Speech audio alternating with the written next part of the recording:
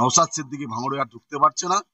এখন হুমায়ুপতি ডাক্তারের মতো একটা করে টেবিল ফেলে 2-4টে পেশেন্ট দেখে সে হুগলিতে ফিরে যাচ্ছে। জি, দেখছি রীতিমতো 2026 আর কয়েকটা মাস গেলেই 2026 আসছে। বেশ কিছুটা বাকিও আছে।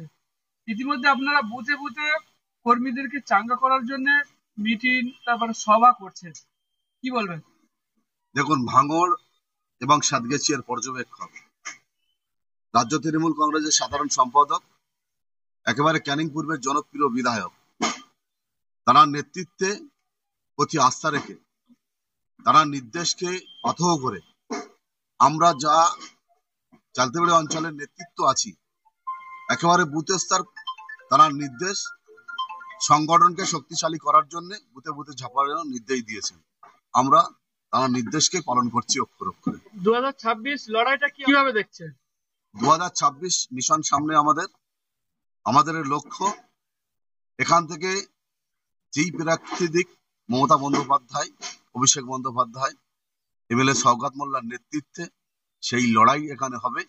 এবং এমএলএ সাহেব একটা মিটিংয়ে দাঁড়িয়ে কচুয়াতে তিনি একদম মিডিয়ার মাধ্যমে ঘোষণা দিয়েছেন, এখান থেকে 1 লক্ষ ভোটে যদি প্রার্থী না জেতাতে পারে তাহলে তিনি ভাঙড়ের দায়িত্ব ছেড়ে চলে যাবে। আর তিনি যে কথা বলেন তিনি সে কাজ করেও দেখান। তাই আমরা ভাঙড়ের ভোটার হিসাবে, ভাঙড়ের একজন কর্মী হিসাবে তৃণমূল কংগ্রেসের আমরা গর্বিত, আমরা আনন্দিত যে এমএলএ সাহেব একেবারে চ্যালেঞ্জ ছুড়ে দিয়েছে। যে চ্যালেঞ্জটা নওশাদ সিদ্দিকীর যদি দম থাকে সেই চ্যালেঞ্জটা অ্যাকসেপ্ট করুক, সে লড়াই সংগ্রাম আন্দোলন সে ভাঙড়ের মাটিতে তৃণমূল কংগ্রেসের সঙ্গে করুক, এটা আমরা চাই। আইএসএফ এর পাততলা থেকে মাটি ধীরে ধীরে সরে গেছে। নওশাদ সিদ্দিকী ভাঙড়ে আর ঢুকতে পারছে না। এখন হুমায়ুপতি ডাক্তারের মতো একটা করে টেবিল ফেলে 2-4টে পেশেন্ট দেখে সে হুগলিতে ফিরে যাচ্ছে। তাই আমরা লটা কম্বল গুটিয়ে 2026কে সামনে রেখে একেবারে ওরে জঙ্গিপুরে পাঠিয়ে দেওয়ার জন্য ব্যবস্থা ইতিমধ্যে আমরা শুরু করেছি। ইতিমধ্যে দেখছি বিভিন্ন জায়গা থেকে খবর আসছে আইএসএফ ছেড়ে টিএমসি তে জয়েন করছে। হ্যাঁ, করবে তো। যে দলটার হাত নেই, পা নেই, শেকড় নেই, অস্তিত্ব নেই, সেই দলটা কেন করবে মানুষ? আর সেই দলটা করে মানুষ কেন বিপদগ্রস্ত হবে? একাধিক মানুষের কেস আজও পর্যন্ত তারা বয়ে বেড়াচ্ছে। আপনারা দেখেছেন, যারা এমএলএ শওকত মোল্লার প্রতি আস্থা রেখে অনেক আমার এই অঞ্চলে 5-5টা আইএসএফ এর পঞ্চায়েত সদস্য এমএলএ সাহেবের নেতৃত্বের প্রতি আস্থা রেখে তারা জয়েন করেছে।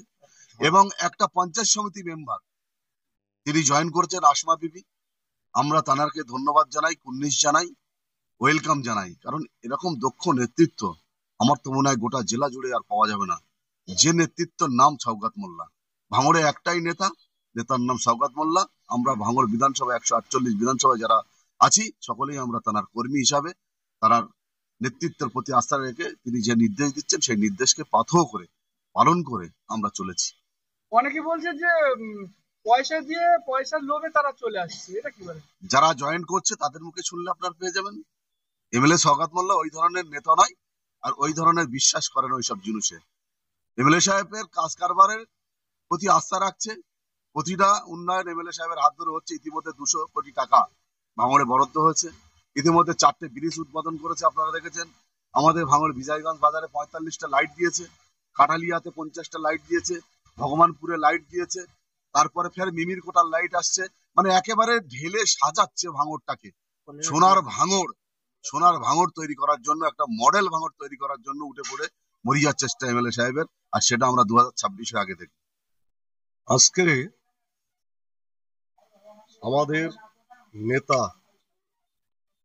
সাতগাছিয়া ও ভাঙড় বিধানসভার অবজারভার, ক্যানিং পূর্বের বিধায়ক, রাজ্য তৃণমূল কংগ্রেস সাধারণ সম্পাদক মাননীয় শওকত মোল্লা মহাশয়ের নেতৃত্বে আমরা নেতা আমাদের যে নির্দেশ দিচ্ছে সেই নির্দেশ আদেশ অনুসারে আমরা প্রতিটা বুথে যারা তৃণমূল কংগ্রেসের উন্নয়নের পক্ষে আছে সেই উন্নয়ন সামনে রেখে আমরা প্রতিটা বুথে এখন থেকেই আমরা সংগঠনের কাজ শুরু করে দিয়েছি নেতার নির্দেশে।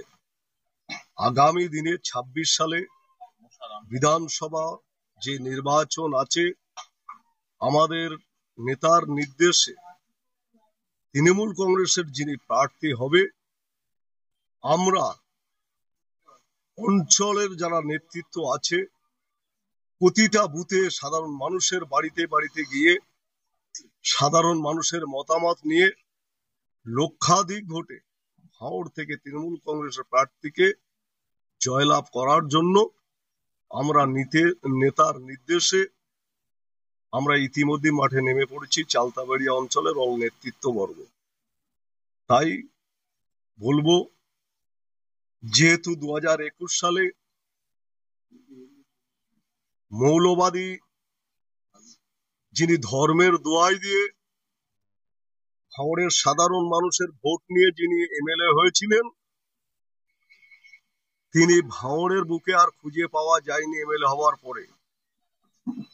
কারণ তিনি কোনো উন্নয়ন করতে পারেনি ভাঙড়ে। ভাঙড়ের মানুষের এসে আর কি বলবে, তার বলার কোনো আর জায়গা খুঁজে পাচ্ছে না। এই 4টি বছর হয়ে গেল, কোনো উন্নয়ন ভাঙড়ের বুকে করতে পারেনি তিনি।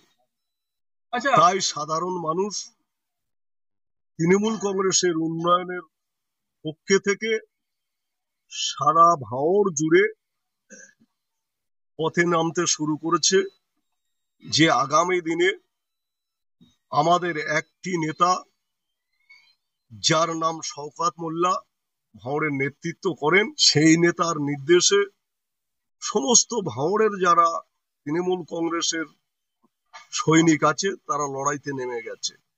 বেশ, আপনারা উন্নয়নের কথা বলছেন, যে আপনারা উন্নয়ন করছেন বা সাধারণ মানুষ সেটা দেখছে, সাধারণ মানুষ বিচার করবে। এক্ষুনি আপনাদের উপপ্রধান সাহেব চালতাবাড়িয়া অঞ্চলে তিনি বলে গেলেন যে নওশাদ সিদ্দিকী উন্নয়ন করেনি, কিন্তু নওশাদ সিদ্দিকী দাবি করছে তাকে উন্নয়ন করতে দেওয়া হচ্ছে না। কি বলবেন? যদি কোনো মানুষের কাজ করার ইচ্ছা থাকে তাকে কেউ আটকাতে পারে না। একটা মানুষের প্রথম সমাজসেবক হতে হয়, তারপর নেতা হতে হয়। তা কেউ যদি টুপি মাথাতে জলসা করতে করতে হঠাৎ যদি সে নেতা হয়, তা তার কর্মকাণ্ড কেমন হবে, সে কাজটা কতটা কি করবে, তার তো সেই আইডিয়াটাই নেই যে উন্নয়নটা করবে কি হবে। সে আইডিয়াটাই তো নেই। তো মানুষের এই মিথ্যে ভামতাবাজি, ধাপ্পাবাজি, চিটিংবাজি আর চলবে না এখানে। বেশ, আপনার পরিচয়? আমার নাম ইসমাইল মোল্লা, আমার চালতাবাড়িয়া গ্রাম পঞ্চায়েতের সদস্য আর হাজবেন্ড।